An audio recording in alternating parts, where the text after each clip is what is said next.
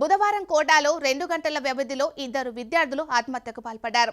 ఆత్మహత్య చేసుకున్న వారిలో ఒక విద్యార్థిని ఉన్నారు. అమ్మాయి నీట్కు ప్రిపేర్ అవుతుండగా అబ్బాయి జేఈఈకి ప్రిపేర్ అవుతున్నారు. విషయం ఏమిటంటే విద్యార్థులిద్దరూ జవహర్ నగర్ ప్రాంతంలోనే నివసిస్తూ ఉంటారు. ప్రస్తుతం ఆత్మహత్యకు గల కారణాలు తెలియరాలేదు.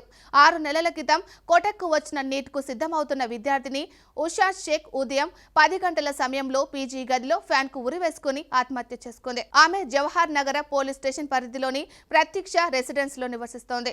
ఈ వీసీ హయాంలో సిఐ రామ్ లక్ష్మణ్ మాట్లాడుతూ ఆశా గుజరాత్ లోని అహ్మదాబాద్ నివాసి. ఆమె 6 నెలల క్రితం కోటాకు వచ్చింది. బుధవారం ఉదయం పీజీ యాజమాన్యం విద్యార్థిని గదిలో ఉరివేసుకొని ఉండటాన్ని గమనించి పోలీసులకు ఫిర్యాదు చేశారు. పోలీసులు కేసు దర్యాప్తు చేస్తున్నారు. 2 గంటల వ్యవధిలో మరో సంఘటనలో మధ్యాహ్నం 12 గంటలకు జేఈఈకి సిద్ధమవుతున్న విద్యార్థి పరాగ్ ఉరివేసుకొని ఆత్మహత్య చేసుకున్నాడు. అతను అస్సాం నివాసి. సమాచారం ప్రకారం అతనికి వచ్చే వారం జేఈఈ మెయిన్స్ పేపర్ ఉంది. పరాగ్ జవహర్ నగర్ పోలీస్ స్టేషన్ పరిధిలోని మహావీర్ నగర్ లోని నిధి రెసిడెన్సీలో ఇతను నివసిస్తూ ఉన్నాడు.